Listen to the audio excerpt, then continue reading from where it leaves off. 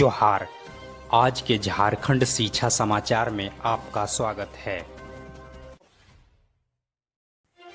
आज की पहली खबर के साथ झारखंड सरकार ने कोविड-19 की वजह से 8वीं बोर्ड की परीक्षा में फेल विद्यार्थियों को 20% ग्रेस अंक देने और विशेष परीक्षा आयोजित नहीं करने का निर्णय लिया है। मुख्यमंत्री श्री हेमंत सोरेन ने बुधवार को इस प्रस्ताव पर अपनी सहमति दे दी है। परीक्षा फल का प्रकाशन फिर से किया जाएगा। इसके लिए फिर से परीक्षा आयोजित नहीं की जाएगी। जेक के द्वारा वर्ष 2020 में आयोजित 8वीं बोर्ड की परीक्षा में कुल 5 लाख विद्यार्थियों ने शामिल लिया था, जिसमें से 42,000 छात्र इस परीक्षा में अनुत्तीर्ण घोषित हुए हैं, जिन्हें 20% का ग्रेस अंक दिया जाएगा। इधर झारखंड सरकार के कई संस्थानों में नौकरी एवं अन्य मांगों को लेकर आंदोलनरत विभिन्न संगठनों के प्रतिनिधि मंडल ने बुधवार को कांग्रेस भवन में पार्टी के उच्च स्तरीय समिति के साथ बैठक की। इसमें राज्य के पंचायत सचिव, शिक्षक पात्रता परीक्षा जेटेट, गृह रक्षा वाहिनी होमगार्ड, कारा वाहन चालक, जिला पुलिस उत्पाद सिपाही, झारखंड सशस्त्र पुलिस बल तथा घंटी आधारित अनुबंध सहायक प्राध्यापकों के प्रतिनिधित्व शामिल थे। इस समिति के संयोजक सह मंत्री श्री बादल पत्रलेख ने प्रतिनिधियों के साथ वार्ता करते हुए कहा कि राज्य सरकार जल्द ही यहां के नियुक्ति प्रक्रिया को सरल बनाएगी। इसके साथ ही यहां के अस्थायीकरण की प्रक्रिया को आगे बढ़ाएगी। इधर राज्य के कुल 80 विद्यालयों को उत्कृष्ट विद्यालय बनाया जाएगा। इसकी प्रक्रिया शुरू कर दी गई है। इन स्कूलों को अंग्रेजी माध्यम से पढ़ाई की जाएगी। विद्यालयों को सीबीएसई से मान्यता दिलाई जाएगी। प्रथम चरण में 25 विद्यालयों को सीबीएसई से मान्यता दिलाई जाएगी। स्कूलों का नाम जल्द ही फाइनल कर लिया जाएगा। जानकारी के मुताबिक अगला शैक्षणिक सत्र शुरू होने के पूर्व मान्यता दिलाने की सारी प्रक्रिया पूरी कर ली जाएगी। इधर राज्य के मुख्यमंत्री श्री हेमंत सोरेन ने स्किल समिट 2018 और ग्लोबल समिट 2019 के दौरान राज्य के युवाओं के बीच वितरित ऑफर लेटर और इसकी अद्यतन स्थिति की जांच एक स्वतंत्र एजेंसी से कराने का आदेश जारी किया है। बुधवार को सीएम श्री सोरेन ने ऑफर लेटर और इसके आधार पर नियोजन नीति से संबंधित विवाद की जाँच कराने का निर्देश देते हुए शीघ्र रिपोर्ट तलब की है। साथ ही बताते चले, राज्य के पूर्व मुख्यमंत्री श्री रघुवर दास के कार्यकाल में 2 वर्षों में समिट कर राज्य के कुल 1.33 लाख युवाओं को रोजगार देने की बात कही गई थी और उन्हें ऑफर लेटर भी दिया गया था, जिन पर अब स्वतंत्र एजेंसी के द्वारा जांच कराई जाएगी। इधर राज्य सरकार के सभी सरकारी तथा गैर सरकारी पॉलिटेक्निक संस्थानों में संचालित डिप्लोमा पाठ्यक्रमों में इस साल दाखिला मैट्रिक या अन्य समकक्ष परीक्षा के प्राप्तांक के आधार पर होगी।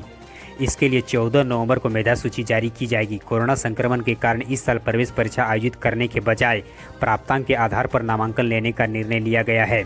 उच्च तकनीकी शिक्षा और कौशल विकास विभाग के द्वारा इस आशय पर संकल्प जारी होने के बाद झारखंड संयुक्त प्रवेश प्रतियोगिता परीक्षा परिषद ने भी बुधवार को इस संबंध में अधिसूचना जारी कर दी है। अधिसूचना के तहत वैसे अभ्यर्थी जो पूर्व प्रवेश परीक्षा में शामिल होने के लिए ऑनलाइन आवेदन नहीं कर सकें, वे 6 से 9 नवंबर तक आवेदन कर सकेंगे। इधर राज्य के नियोजन नीति पर सुप्रीम कोर्ट ने कल होने वाली सुनवाई को टाल दी है। राज्य सरकार के द्वारा जवाब दाखिल करने के लिए समय की मांग की गई थी, जिस पर कोर्ट ने झारखंड सरकार को समय देते हुए सुनवाई फिलहाल टाल दी है। राज्य के अनुसूचित जिलों पर हुई शिक्षकों की नियुक्ति के मामले पर दाखिल याचिका पर सुप्रीम कोर्ट ने कल सुनवाई के दौरान झारखंड सरकार ने जवाब दाखिल करने के लिए समय देने की गुहार लगाई, जिसे अदालत ने स्वीकार कर लिया और मामले की सुनवाई नवंबर के अंतिम सप्ताह में निर्धारित की है। हालांकि सुप्रीम कोर्ट ने फिलहाल राज्य के शिक्षकों को हटाने की रोक को बरकरार रखी है। इधर भारतीय प्रशासनिक सेवा के सेवानिवृत्त अधिकारी श्री सुधीर त्रिपाठी को झारखंड कर्मचारी चयन आयोग यानी जेएसएससी के नए अध्यक्ष नियुक्त किए गए हैं। मुख्यमंत्री श्री हेमंत सोरेन ने श्री त्रिपाठी को झारखंड कर्मचारी चयन आयोग के अध्यक्ष नियुक्ति से संबंधित अपना प्रस्ताव स्वीकृति दे दी है। आईएएस श्री त्रिपाठी इससे पहले झारखंड लोक सेवा आयोग यानी जेपीएससी के अध्यक्ष पद पर रह चुके हैं। साथ ही इससे पहले राज्य के मुख्य सचिव के पद पर भी रह चुके हैं। साथ ही बताते चले, झारखंड कर्मचारी चयन आयोग यानी जेएसएससी के लिए 1 अध्यक्ष और सदस्य के लिए 2 पद होते हैं। इधर 7वीं जेपीएससी की प्रारंभिक परीक्षा यानी पीटी में आरक्षण के नियम में बदलाव किया जाएगा। यह 6ठी जेपीएससी से अलग होगी और यह भी सुनिश्चित किया जाएगा कि पूर्व में हुए विवाद 7वीं जेपीएससी के संचालन में सामने न आए। सरकार यह भी सुनिश्चित करना चाहती है कि अगर किसी कोटि में निर्धारित सीटों की संख्या से 15 गुना अभ्यर्थी चयनित नहीं होते हैं तो उस कैटेगरी के कट ऑफ मार्क्स को कम कर दिया जाएगा। इस संदर्भ में नई तरीके से बने नियमावली को उच्च स्तरीय कमेटी ने अपनी स्वीकृति प्रदान कर दी है। अब इस नियमावली को कैबिनेट में पास कराया जाएगा, जहां से स्वीकृति मिलने के बाद इस आधार पर नए 7वीं जेपीएससी परीक्षा का संचालन किया जाएगा। साथ ही बताते चलें कि अब तक राज्य में जेपीएससी परीक्षा के संचालन के लिए कोई अस्थायी नियमावली नहीं बनी थी। इधर सीबीएसई की ओर से आयोजित केंद्रीय शिक्षक पात्रता परीक्षा यानी सीटेट एग्जाम अब 31 जनवरी को होगी। पहले यह परीक्षा 5 जुलाई को देश के कुल 112 शहरों में होनी थी। बोर्ड ने कोरोना संक्रमण के कारण इसे टाल दिया था। वहीं अब यह परीक्षा देश के कुल 135 शहरों पर ली जाएगी। सीबीएसई ने इसके लिए 24 नए परीक्षा केंद्रों को जोड़ा है। बोर्ड की ओर से जारी नोटिफिकेशन में कहा गया है कि बड़ी संख्या में अभ्यर्थियों ने परीक्षा केंद्र बदलने का विकल्प मांगा था। ऐसे में अभ्यर्थी अब अपने परीक्षा केंद्र बदलाव 7 से 16 नवंबर के बीच कर सकेंगे। अभ्यर्थियों से बोर्ड ने परीक्षा केंद्र के रूप में नज़दीकी 4 शहरों को विकल्प मांगा है।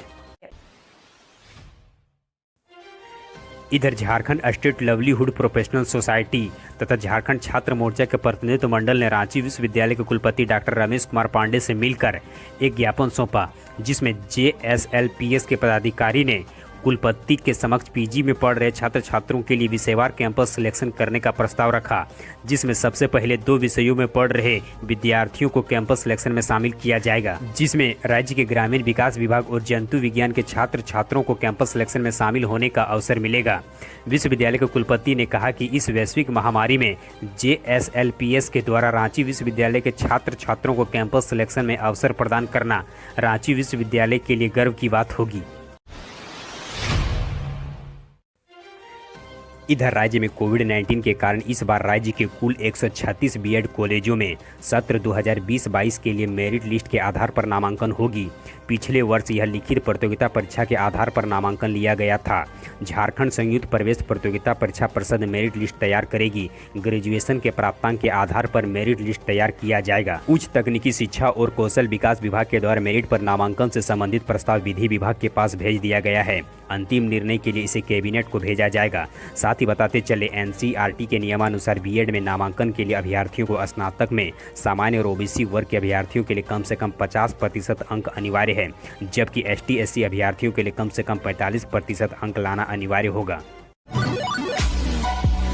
धन्यवाद। यदि आप स्टूडेंट्स हैं तो फिलहाल आप किस परीक्षा की तैयारी कर रहे हैं, और यदि आप शिक्षक या अभिभावक हैं तो आप हमें कमेंट कर बताएं कि आप सरकार से क्या उम्मीद करते हैं, जिसके आधार पर हम आपके लिए अगला अपडेट्स ला सकें। हमारे हौसला को अफजाई के लिए इस वीडियो को लाइक करें और अपने मित्रों के साथ अधिक से अधिक शेयर करें।